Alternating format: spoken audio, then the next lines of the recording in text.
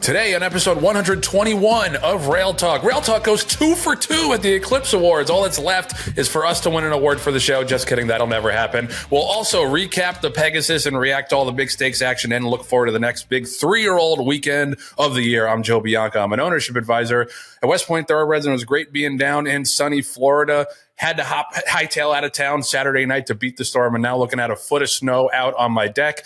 And because I'm a masochist, our special guest co-host today is South Beach Sam. Welcome, Sam. What's up, everybody? It's Samantha Perry, racing analyst at Gulfstream Park, way better looking than John Green to fill in his big shoes here on Rail Talk for episode 121.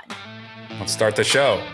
The opinions expressed on Rail Talk are those of hosts Joe Bianca and John Green and do not reflect those of anybody we work with or work for. Rail Talk is sponsored by Facing Tipton. The January digital sale closed last Tuesday with gross sales of over $4.5 million for 160 horses sold. Dresden Rowe, who was Canada's Sovereign Award champion for 3-year-old male in 2024, topped the sale when he sold for $575,000 to MWG LLC.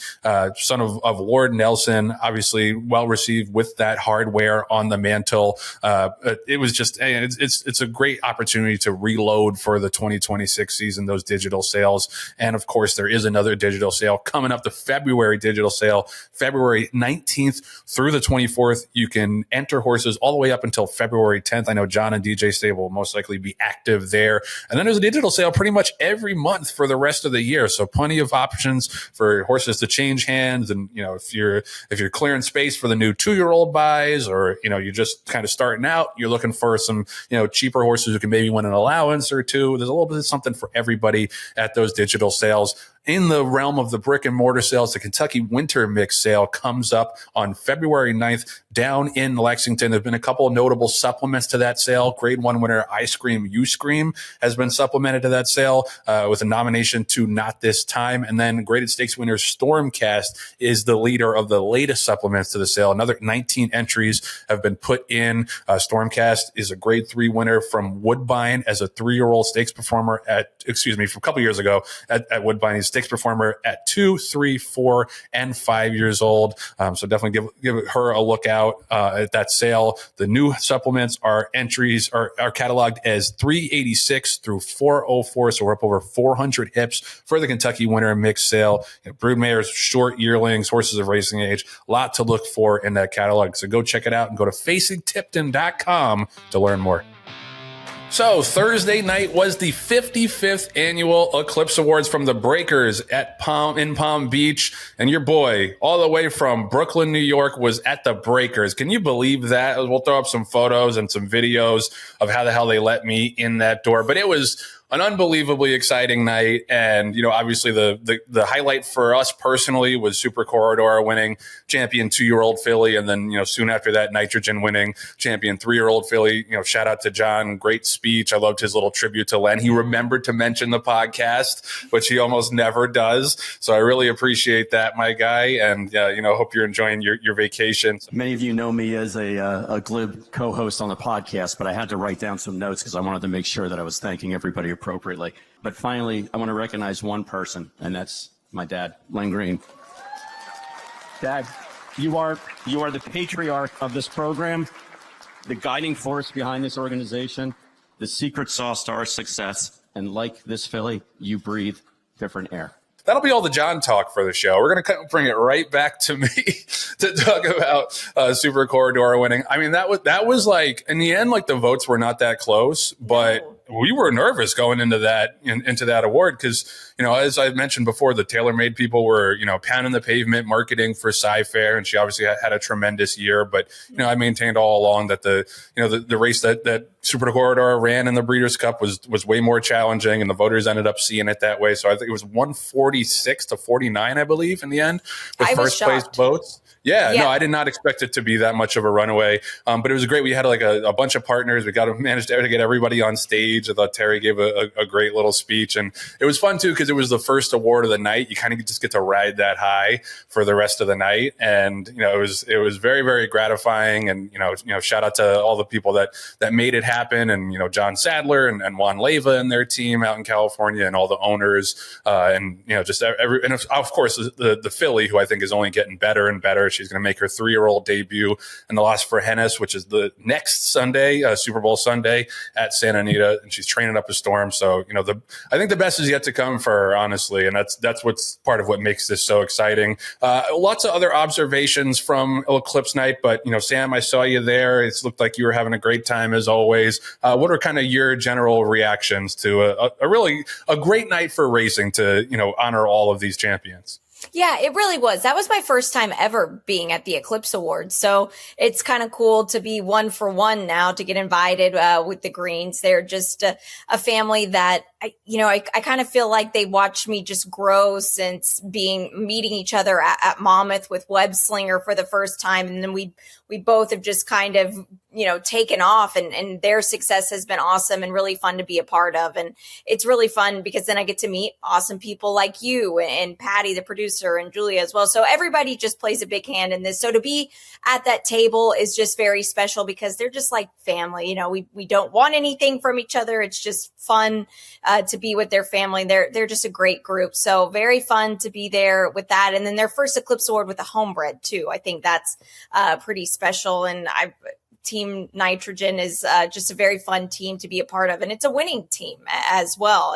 If they start going downhill, I might have to put on the West Point hat.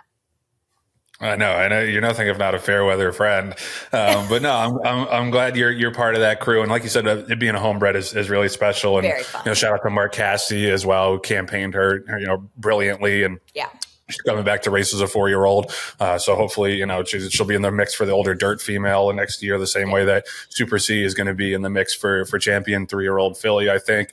I just, it's one of those nights, it was my first time there as well. I won the Eclipse in 2020, but that was the COVID year. So everything was remote. Mm-hmm. So it was my first time being in the room for the awards. And I just, in a time where it's like, there's a lot of bad news that surrounds racing.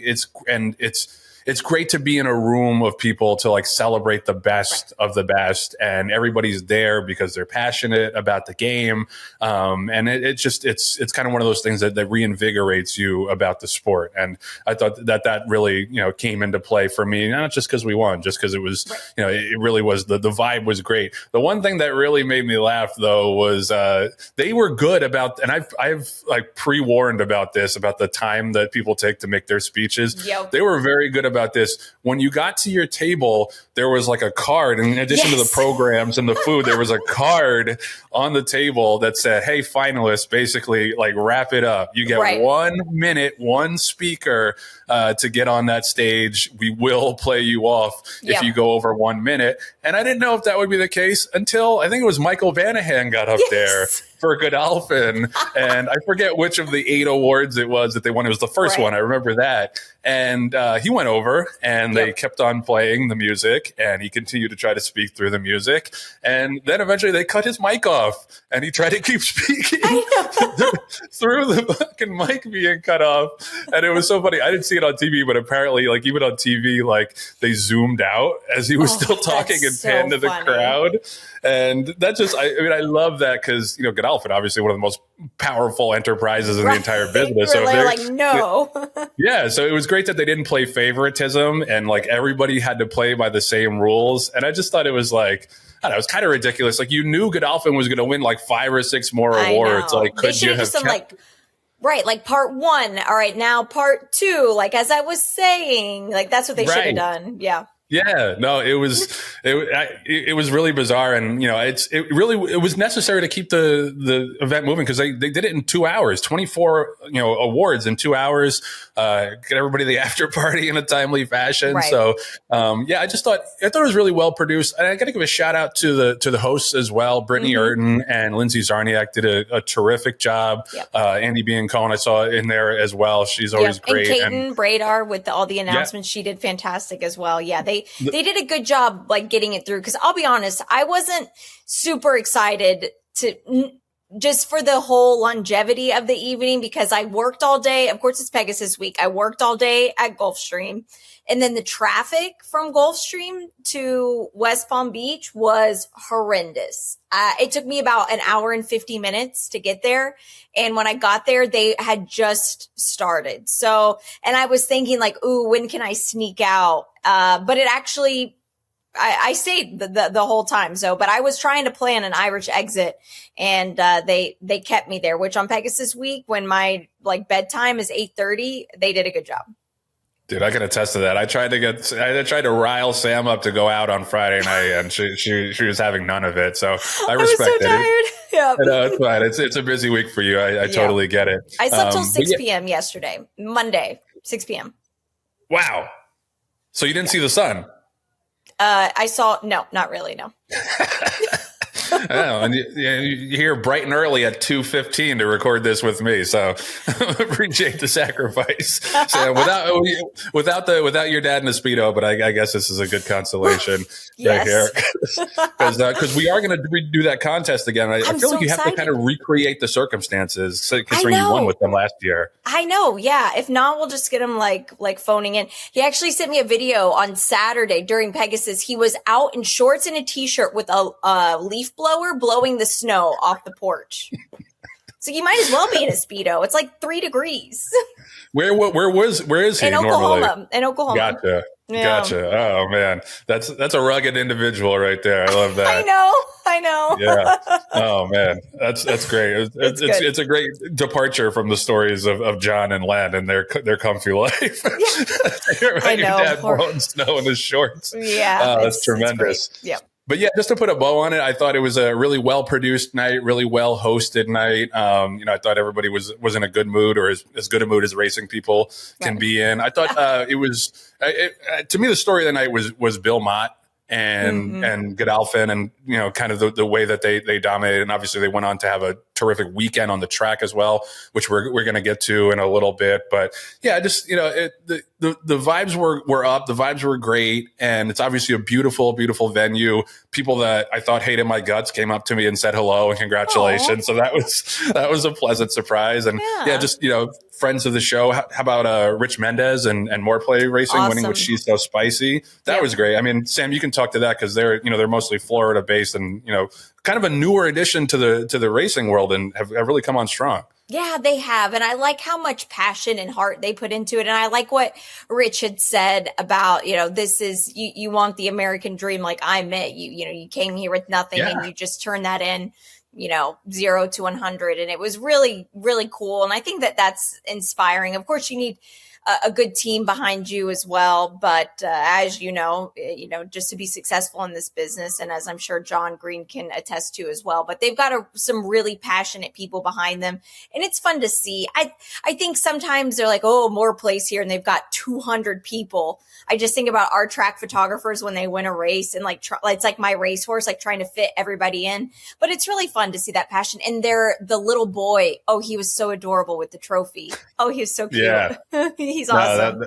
That was tremendous. Yeah, really heartwarming. And like you said, I loved Rich's speech too. Yeah. Like it's great, like in a kind of a blue blood laden business, to be reminded of those stories from like the immigrants and the families of immigrants that, start with nothing and, found their way to success through, hard work and dedication, found their way to our world and got successful through our world. Like that is like a really good reminder these days. And quick. They did it quick too. How amazing. Yeah, no, and I'm really proud of them and happy for them. It was great to see them. I was really happy for Flavien Prat as well, winning another Eclipse, because, this is a guy who challenged himself. And I always say this, like, he could have stayed out in California and won every single riding title for the next 20, 25 years. But, he decided to make that leap, go to New York, and he really hit the ground running. Like there really was no adjustment period for him, Sam. And I just think he's so proven himself as, you want to say 1A and 1B with him and Irad. But to me, Flavien, the path he's taken to get here, it's really exciting. And another really classy guy. Like his speech was tremendous. Just, a total peach of a guy. And I just love when good things happen to good people. And Flav's a good dude. Yeah, he is. And you're a New Yorker. I mean, you guys are not an easy group to break into. So to do that successfully and kind of such, I mean, I'm sure behind the scenes there was a lot more struggles than like we would see, but it's not easy to do. So it was very impressive.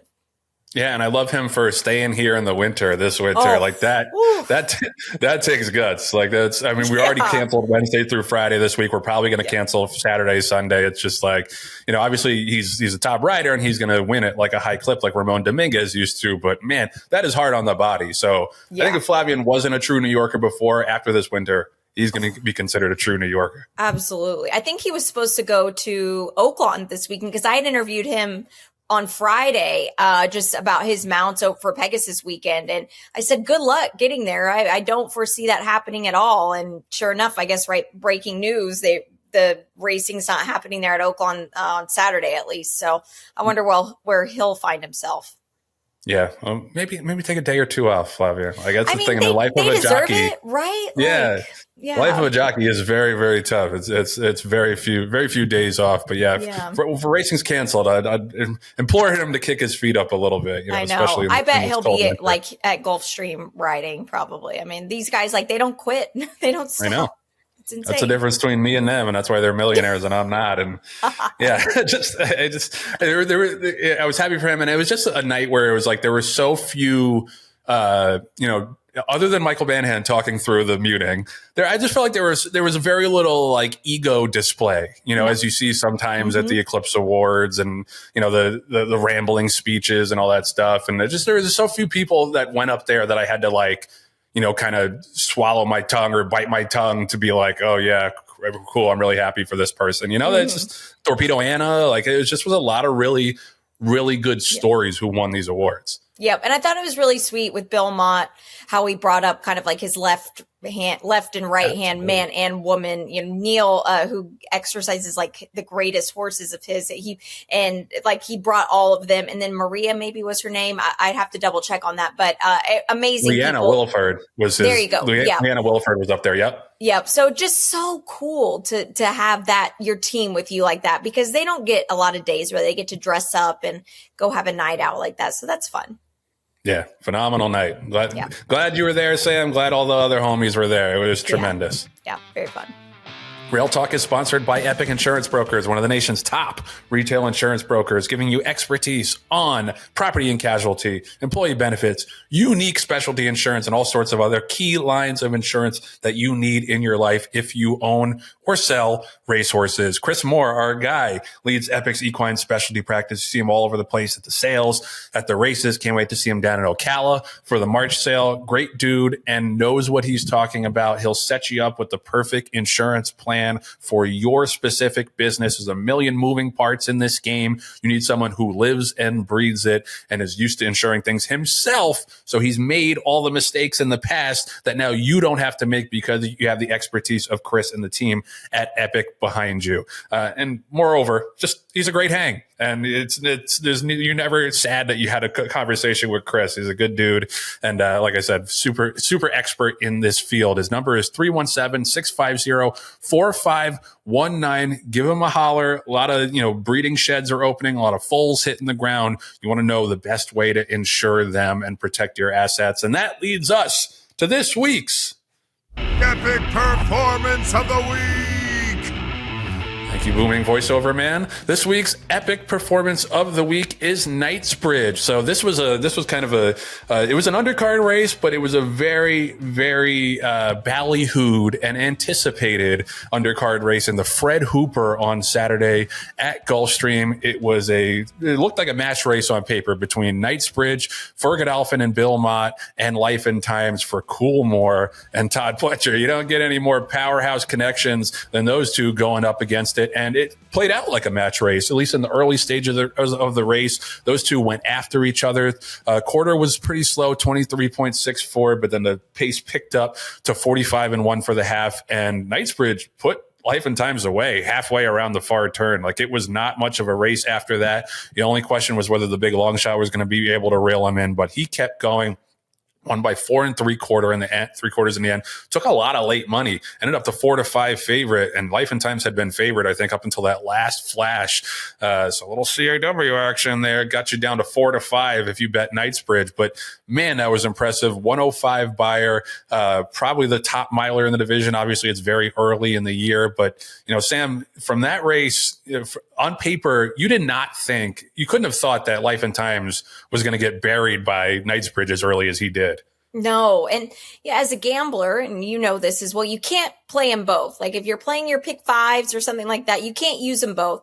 I took a stand with Life and Times. Boy, was I wrong, because Knightsbridge has just been kind of hard to trust since he hasn't put together back-to-back races in a while, or back-to-back ever. So he showed it. Wow, he is a beast of a horse.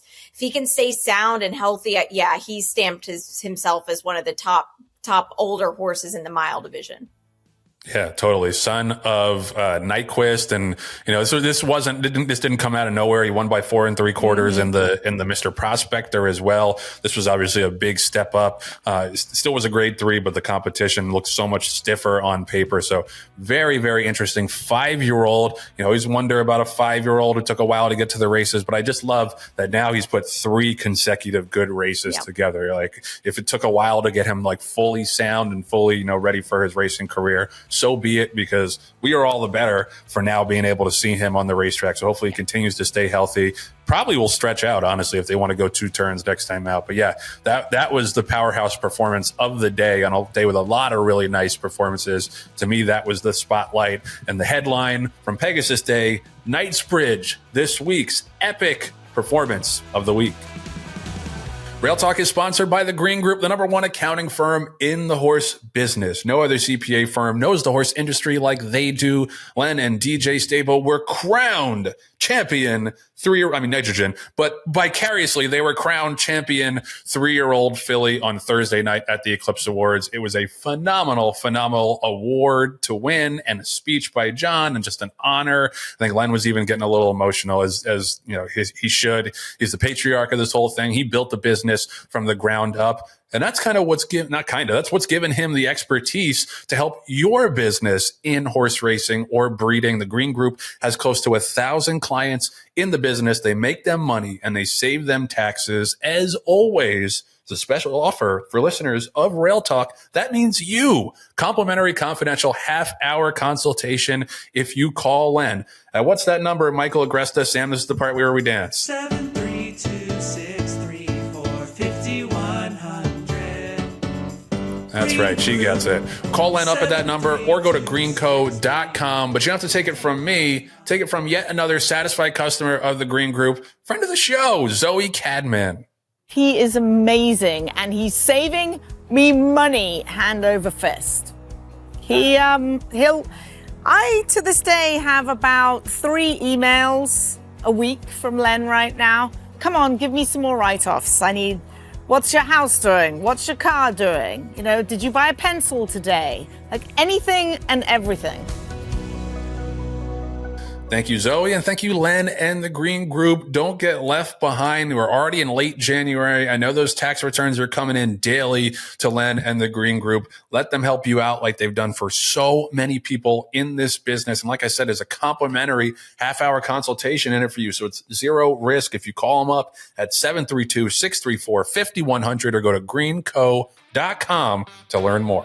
So in addition to the Eclipse Awards, this weekend obviously featured the Pegasus World Cup at Gulfstream, 10th anniversary of the Pegasus. I remember being there, I think it was like 2018 for one of the first ones, back when it was like a $15 million race. But still a very, very exciting day of racing. And they do a really good job hosting on that day. There was, especially even like earlier in the week, there were like a ton of events and like giveaways and merch and all that stuff. So I think Gulfstream kind of really shows itself well during Pegasus week. The Pegasus was won by Skippy Longstocking, and I just I love this result for all the old timers out there, because not only is Skippy Longstocking a 7-year-old who I think had been such a hard knocking horse and had yet to have that like really top grade 1 triumph, but second place White Barrio, 7 years old. Third, Full Serrano, 7 years old. That was the story to me, Sam, especially kind of in the wake of, we did this whole thing last week about goal-oriented retiring, after 5 starts, and, how it's a kind of a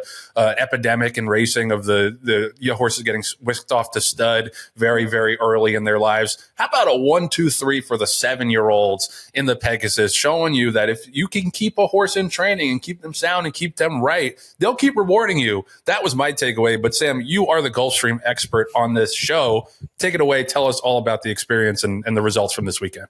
Yeah, well, let's start with the 7-year-olds because you have to tip your hat to the to Saffie Joseph Jr. first and then to Sadler as well, because that's just really awesome. Because horses like that, I feel like, let's say Skippy, for example, who he's one that he gets the thumps, and Saffie has been very transparent about that, which is they just get like overexhausted, and you can like see it on their stomach when they get it. It's literally like they're just like thumping, and it's kind of hard for their like nervous system to calm down. And in the hotter weather, it makes it way worse, but sometimes it can just come in and out. And it was a warmer day on Saturday. It felt like summer. I mean, you were there. You felt pretty warm. And I think that the weather is always kind of a concern with Skippy Longstocking a little bit, because you want him to have the best experience. But by that time of the day, it had cooled down. Sun had gone down a little bit, so it felt nice and fresh. And I feel like a lot of trainers, you look at his Charlestown race, like they would stop on him. Right? Like a lot of them would be like, you know what? He's done enough for us. He's made so much money at this point. Let's just stop on him. We can send him out. But he just showed so much heart again and again. The Harlan's Holiday was a great prep for him coming into the race. And I'm not going to say that I picked him. I bet him just because I saw his price and I was like, I got to put 25 to win on him, because why not? Because he was just too big of a price to not do it just for the heck of it. So that was really fun. And then White Barrio, of course, that was really cool to see. And Saffie just wears his heart on his sleeve with everything. So I like that transparency. And there's been a lot of negative, good, bad, ugly, whatever you want. It was still a fun day of racing.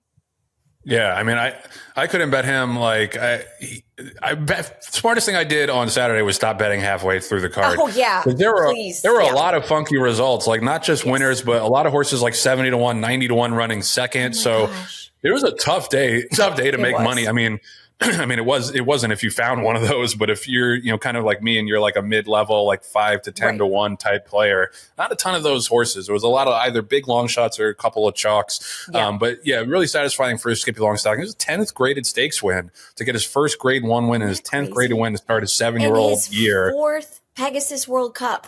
Like, amazing. How crazy is that? That's just really awesome. And it kind of makes you wonder about the horses that finished behind too. Cause I thought Tapan Street was going to be the real deal. And they made slight work of that field.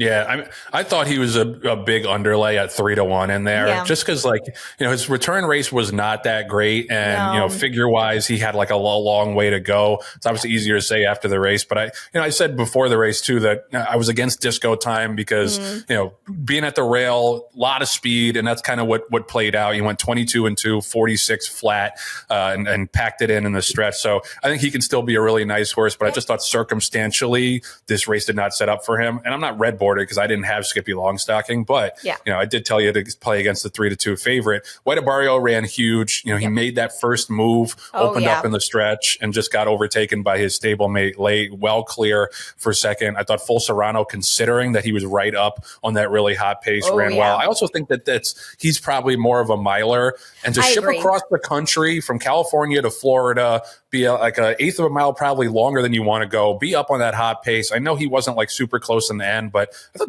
that bodes really well for Full Serrano the rest of the year.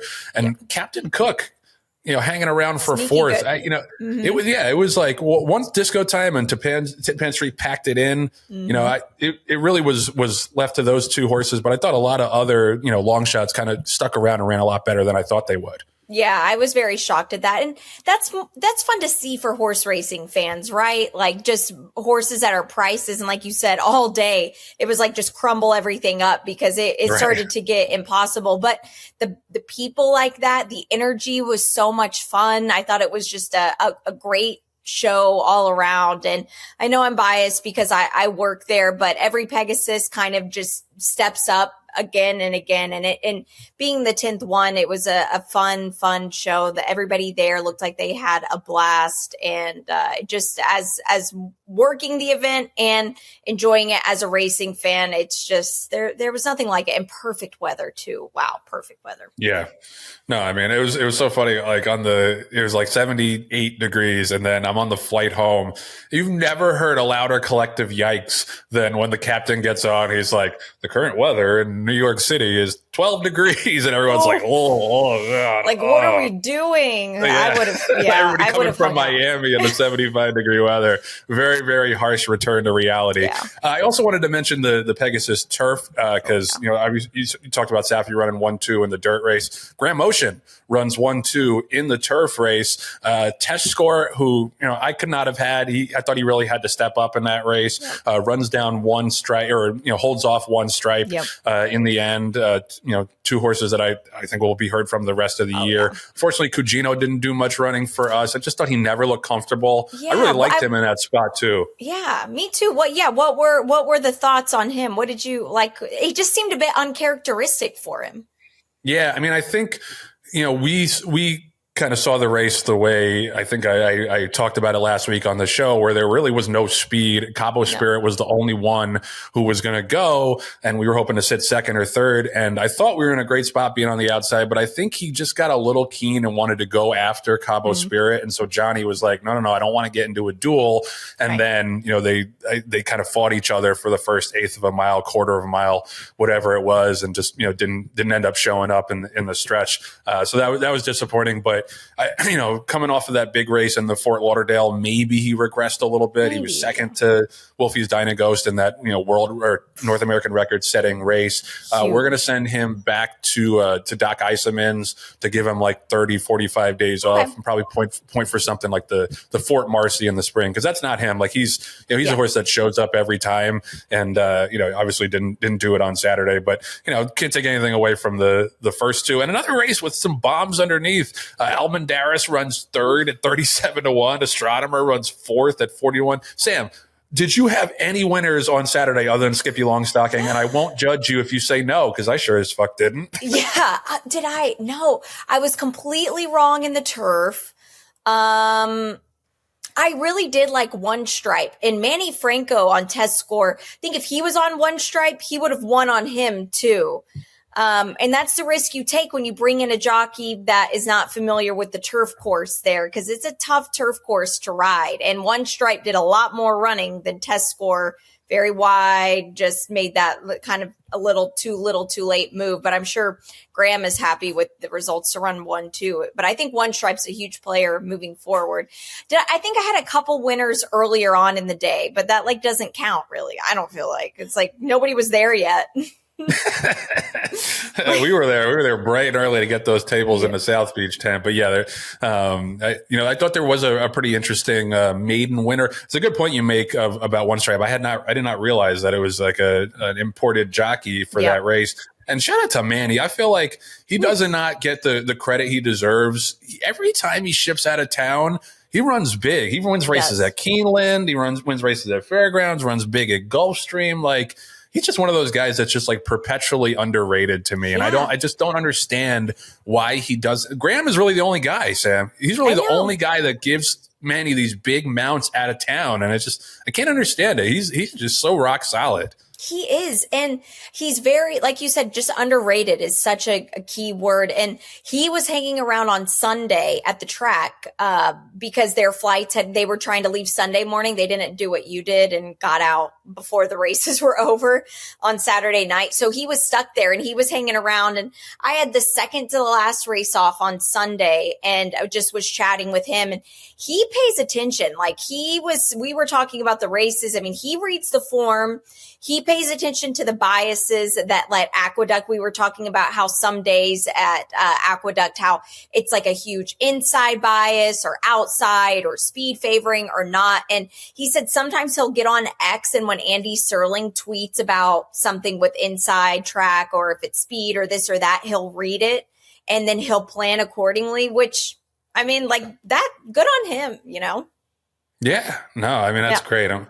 I hope he doesn't read the rest of Andy's tweets, but yeah, he definitely is usually on top of biases and all that stuff. Yeah, it's so much of it is that, like, it's the athleticism, but it's also the doing your homework bit. And, Manny is just, as good as it gets. And like I said, I think should get a lot more top level rides out of town than he does. We're going to talk about Knightsbridge in a little bit. I wanted to do that for Epic Performance of the Week because I thought that was crazy impressive. Kind of looked like a match race coming out of the gate, and he put life and times away. So we're going to talk about that. One horse I wanted to mention who was a maiden winner in the second race was Swing Vote, and this was part of like the huge day for Bill Mott. Shout out to my homie and friend of the show Corey Johnson and CJ Thoroughbred. Saw him over the weekend. Very, very nice filly by Constitution. Ran down a really well meant Ian Wilkes firster at 14-1 in that race. I saw that she got a 94 buyer initially. I think it was adjusted down to an 89, but still, like, an 89 in a 2-year-old filly class that, our 2 fillies and maybe a couple others notwithstanding is not that great so far. So I think that's a horse to look out for. Sam, any thoughts on that race? Because it looked kind of like a really live race going in, and it played out that way. Yeah, it did. And I picked her first time out. She'd been breezing so good, and she drew the rail first time out. She broke tardy. She was spotting the field like multiple lengths and made this massive run up the inside fence, which the inside had not been that great. On the main track had been very heavy, and to run like she did first time out was really shocking. And I was a little hesitant to play her back because how many times do you see horses like that you can't wait to play back, and then they just like bounce off that race or something, but she ran her eyeballs out again. So that's exciting for them moving forward. I'm excited for CJ and their crew because they've got a nice scow. Yeah, and being by Constitution, this was only 6 furlongs. In her running style, you got to think that she's going to be able to stretch out at least to a mile too. So she's one to keep on your radar. And just kind of to wrap things up, I just want to shout out all the people who came up to me, on Saturday at Gulfstream or Friday at Gulfstream, and said hello and said that they loved the show. And I thought that always makes me feel good. There was a gentleman, I wish I had gotten his name, like right before Cugino's race, who was like, "Hey, love the show. Appreciate what you do." So thank you, sir. And thank everybody for chatting with me, because I love it, because I say this sometimes, but there's a lot of negativity on racing Twitter, and people sniping at you. And Sam, I'm sure you receive it as well, and it's sometimes easy to forget that that's not the real world. No, those we're guys, human.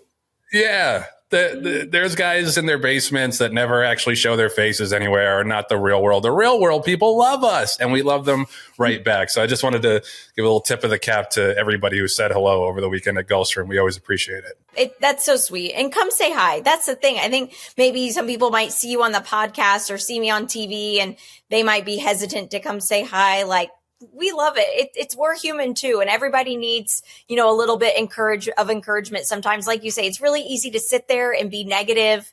There was some negative stuff going on Twitter right before Pegasus even happened, a couple days before. Like, we're all human. We all put our pants on the same way, and there's so much negativity already. Like, why not say something kind and show some love? And that's all we're here to do.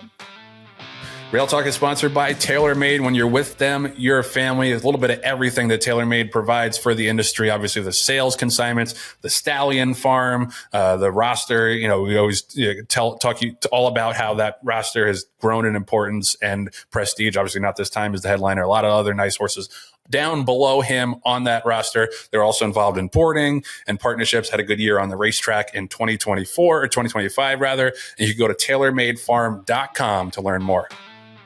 We were supposed to have a big weekend of 3-year-old racing, and now it's going to be slightly less big because the Southwest has been postponed. The Southwest card was supposed to be this Saturday, the 31st at Oakland, but like the rest of the country, there are frigid temperatures. The rest of the country, except for wherever Samantha Perry is, there are frigid temperatures that have descended upon Oakland. And Sam gave me a nice little tidbit about the hot springs being underneath the track, so they can't put chemicals on it to melt any snow. It's interesting.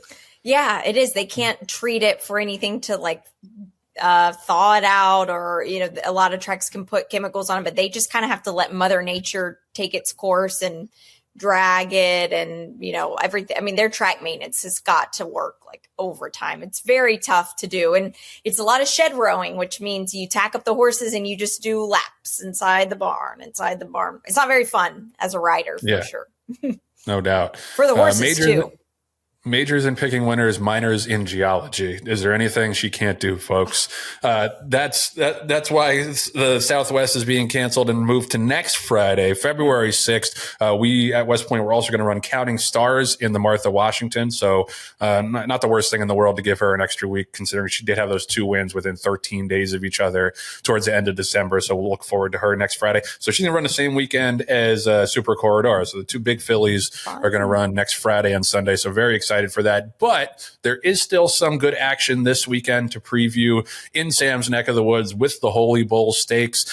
This is the first of the triad of the major Kentucky Derby preps at Gulfstream, obviously to be followed by the Fountain of Youth, which I saw earlier this week that Ted Noffey is pointing to. Yeah. So that'll be appointment viewing, and then obviously the Florida Derby on the last weekend in March. It's a pretty solid field for the Holy Bull. We've got 9 horses. I think that we had a horse that was pointing toward a 1X there that they didn't use. So I think a lot of guys have said, hey, we'll just run in the Holy Bull. Yep. It's $275,000 purse going a mile and a 16th. Couple of really nice improving 3-year-olds here. I do actually think it's going to be a field of 8. I don't think Butane is going to ship Correct. For Bob Baffert. So so that'll trim the field by 1 at least.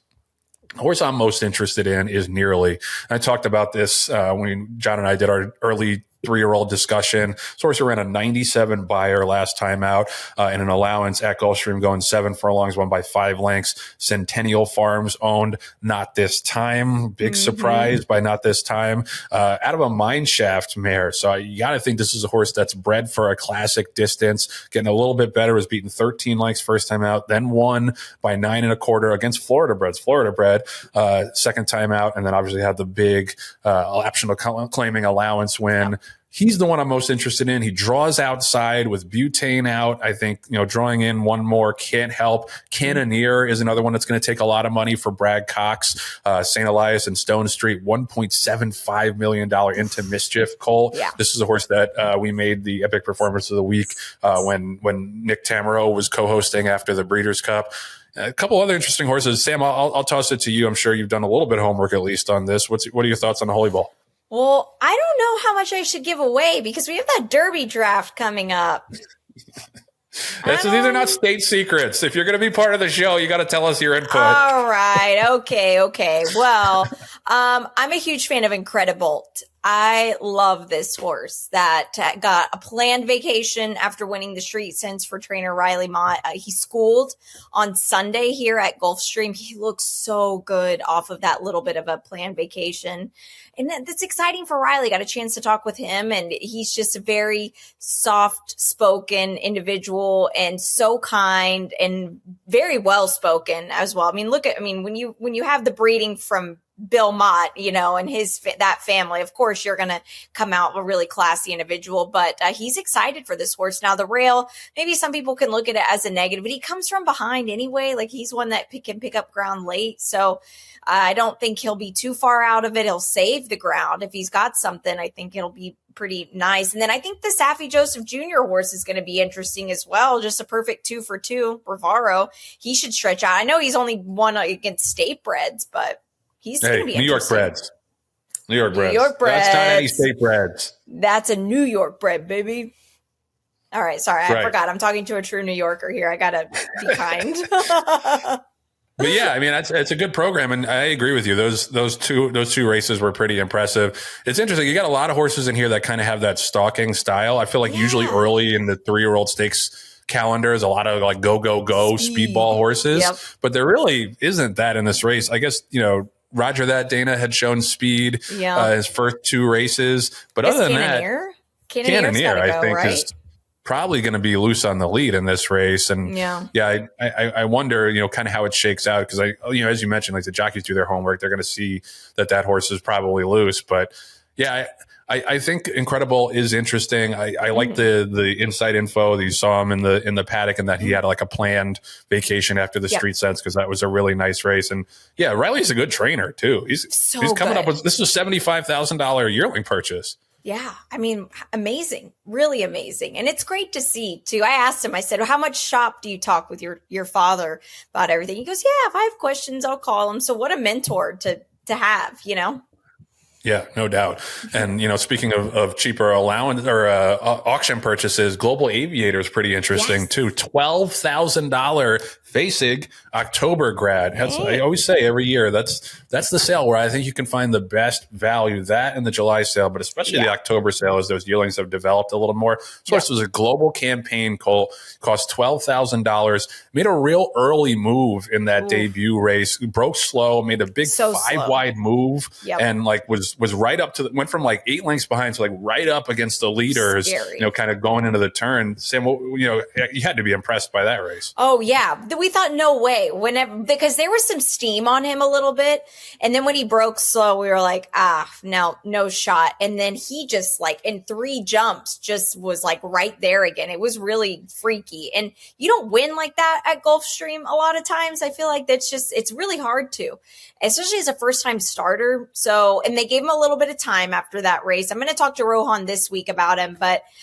it's exciting, and he's very sneaky, and I think you'll get a pretty decent price too, because you see Rohan Crichton, you see Joe Bravo, maybe you're like a little hesitant to play connections like that. So I think you'll get a better price than maybe he deserves.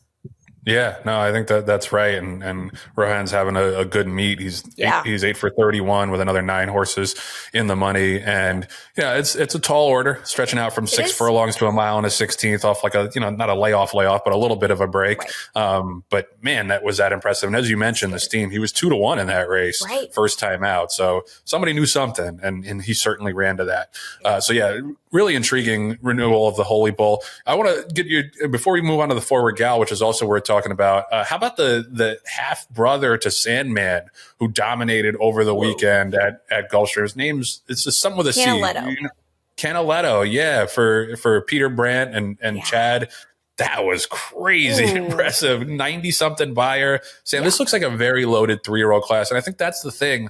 You can talk about some of these 3-year-olds and not spoil the draft, because there are just so many ways to go. That's fair. Yep. And a lot of them we just haven't seen the best of yet. I think that the Holy Bull, the Fountain of Youth is going to be crazy as well. So, there's horses for everybody to maybe take a crack at coming in first. But I'm trying to defend my title here, but defend that crown. But Canaletto was really good. I mean, the whole time he just was like in hand, and he was still green down the stretch too. He was like looking at the board, and that was kept freaky.